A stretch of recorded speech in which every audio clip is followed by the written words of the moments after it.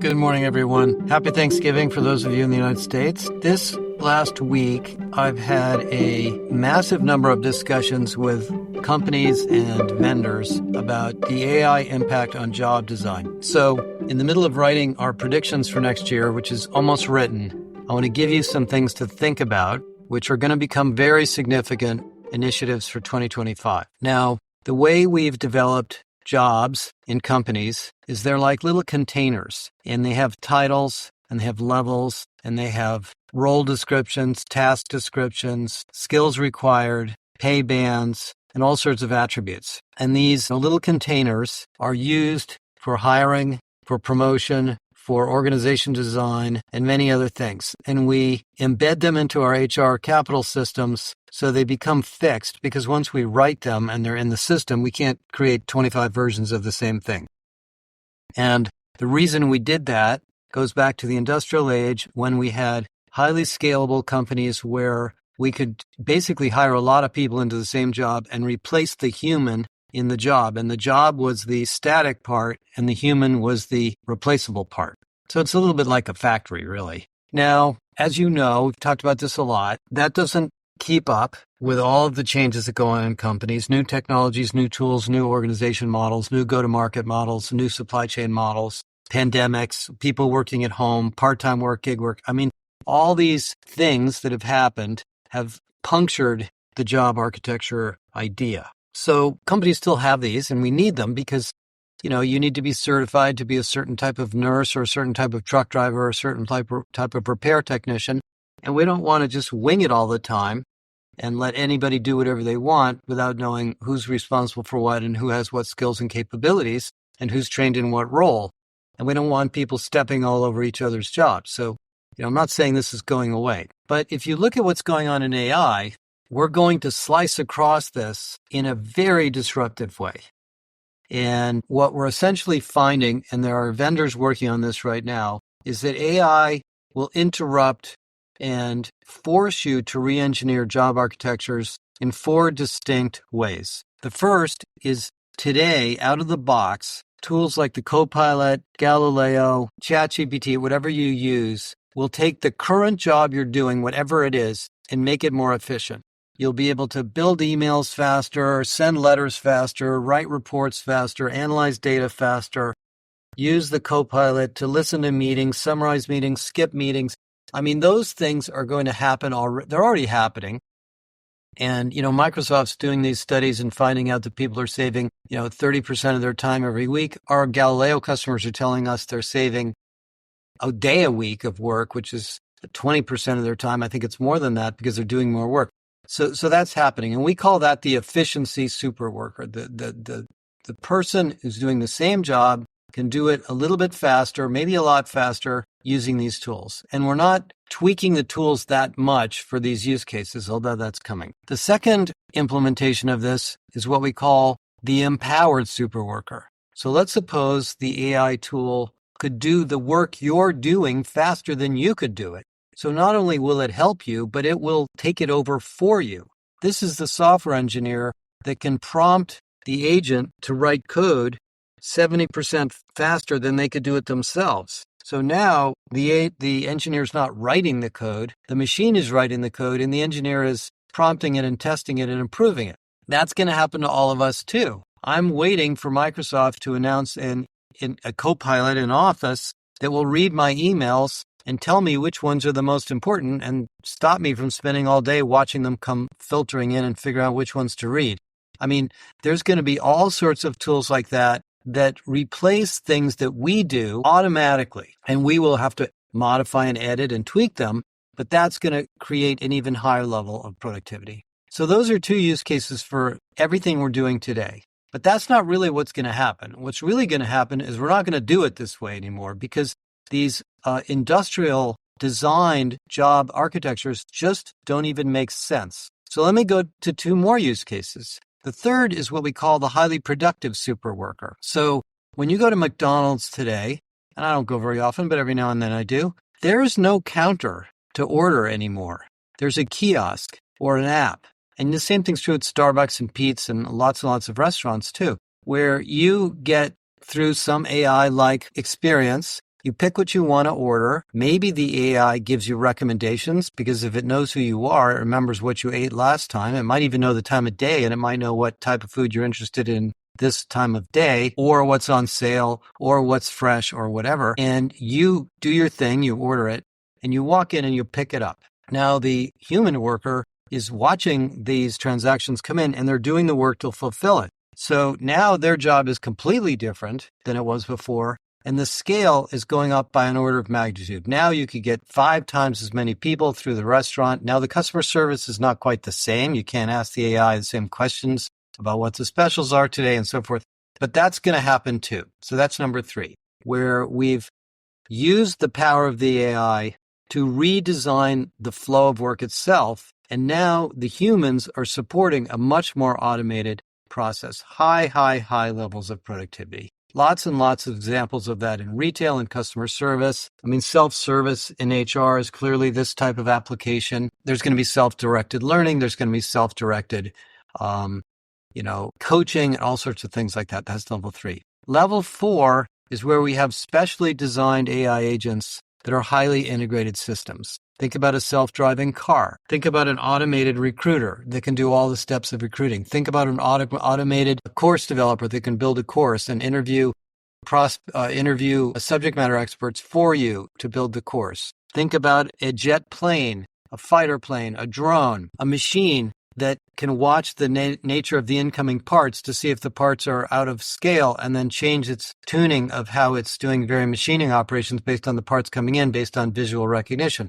I mean, now we're at a point where the machine is actually making decisions on its own using vast amounts of data that humans couldn't possibly accommodate at once, and we're monitoring the machine. So we're the manager or the coach or the monitor or the supporter of the machine. And that's level 4. And that's where we're going very, very quickly. I mean, a self-driving car, there are people behind the scenes in a self-driving car, but there won't be forever. There's certainly not people behind the scenes in a lot of the self-running factories we have. And this is going to hit us in the white-collar world a lot.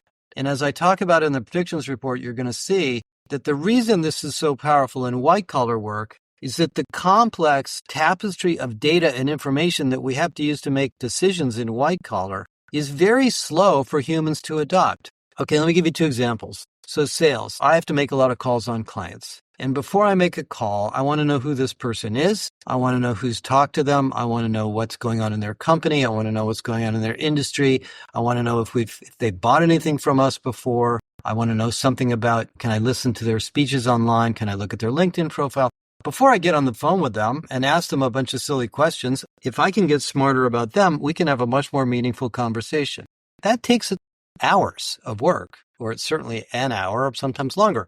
Well, there's no reason AI couldn't do that for me. AI couldn't collect all that information, write me a script or a narrative, or tell me in words, in language, in sound, what is this person going through and what is their job and role and company like.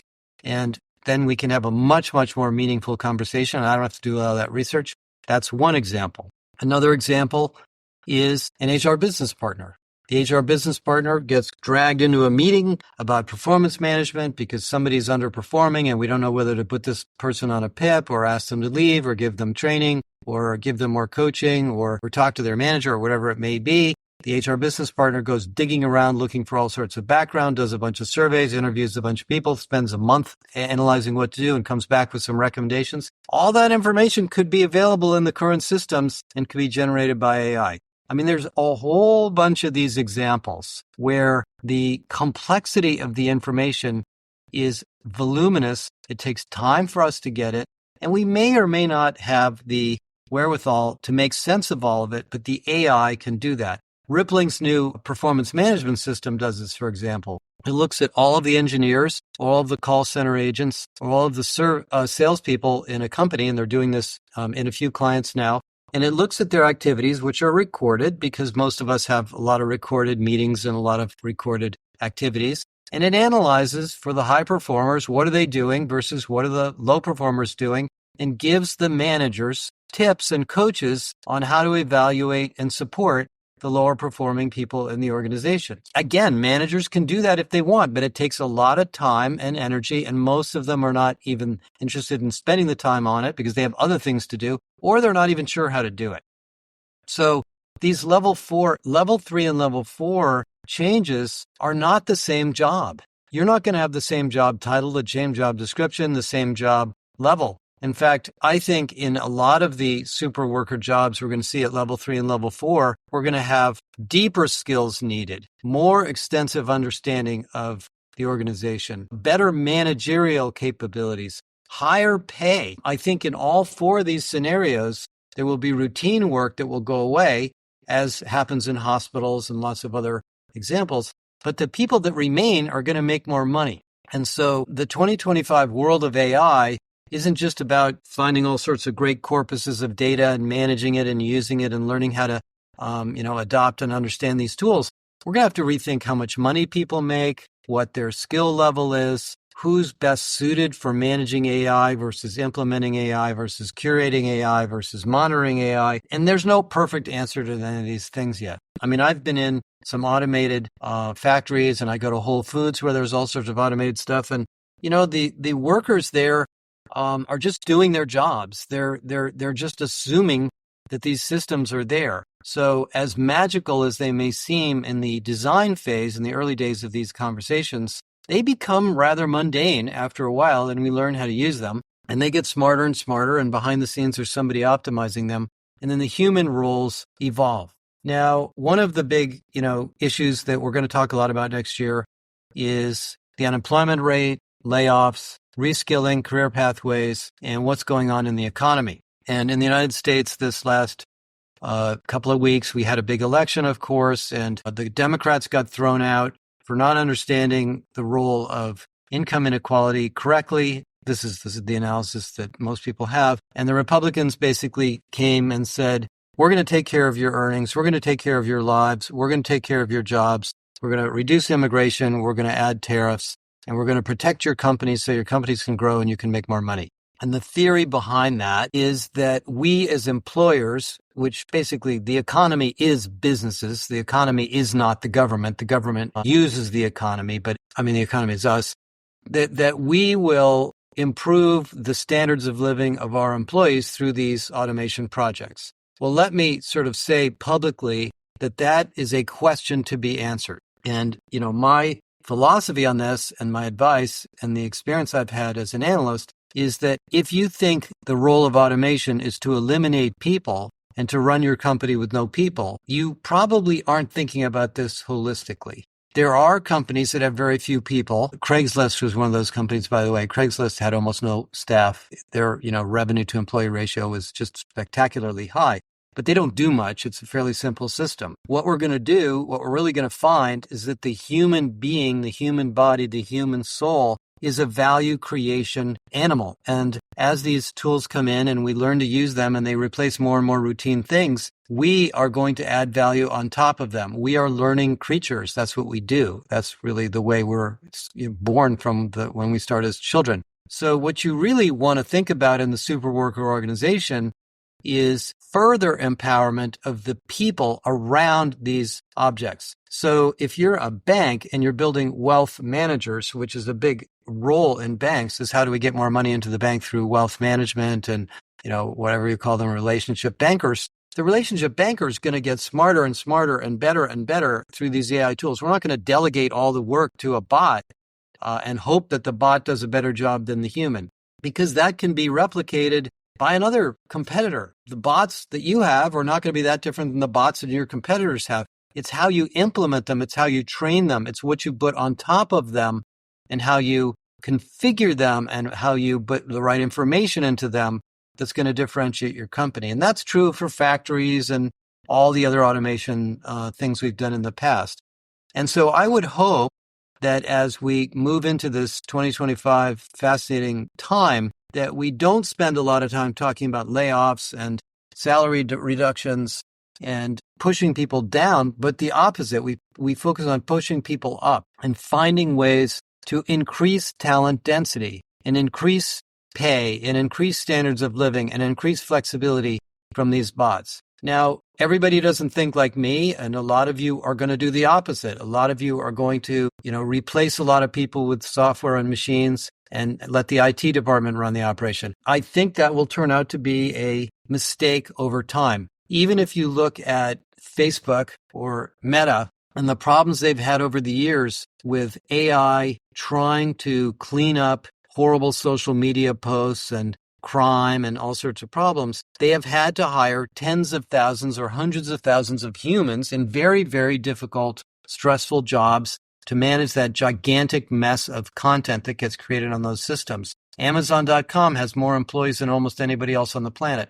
Walmart has more than 1 million employees. Great companies don't use automation to replace humans. They use automation to empower and leverage humans in a greater way. And so what I would hope will happen, and I can't speak to the Trump administration, but that over the next couple of years, we see pay levels go up for most roles. Now, the companies that can't automate or don't think about it or don't care about it, or they're just too tactical to deal with it, are going to fall behind. They're going to have more routine work. They're going to have lower paid workers. They're going to have to prove to their competitors that they can keep up with the AI machines in a human way. That may work. I mean, that does happen, by the way. There are a lot of consulting firms, for example. If you look at Accenture, Deloitte, PwC, who I know really well, those three, certainly McKinsey, I mean, they don't have that much automation. You'd be surprised how unautomated they are. They have very smart people who work very hard and have very good practices for training and learning and collaborating and doing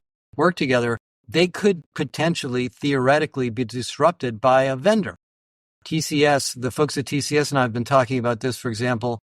There's a vendor that can go into ERP systems and do testing, automated testing and change management using AI. Theoretically, that could displace a lot of the services that companies like TCS and Accenture do when you implement new systems. They know that, but they're willing to deal with it, and they know it's happening, and they'll use those tools, and they'll have human beings to support them. None of this happens overnight. It happens over a period of years, and we'll probably look back 10 years from now, assuming we're all still here. I hope we are. And we'll suddenly realize that there were some spectacular transformations that we couldn't have predicted that happened. So I'm not going to write the book in this podcast. You're going to read all about this in January when we publish the predictions. Stay tuned for some really cool stuff. One of the pieces we're going to put out before the end of the year is the 100 use cases for Galileo. We have developed 100 comprehensive AI-powered use cases for HR. And when you read through that, your jaw's going to drop and you're going to say, wow, let's do that. Let's do this. This is something that we're learning and going to continue to do over time to help you guys understand what the role is of AI in the year ahead.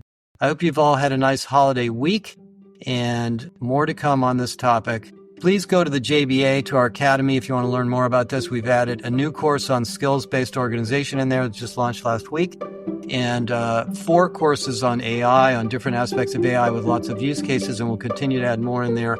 And get your hands on Galileo. We're going to put more and more of our resources into Galileo over the time ahead. Talk to you again soon. Bye for now.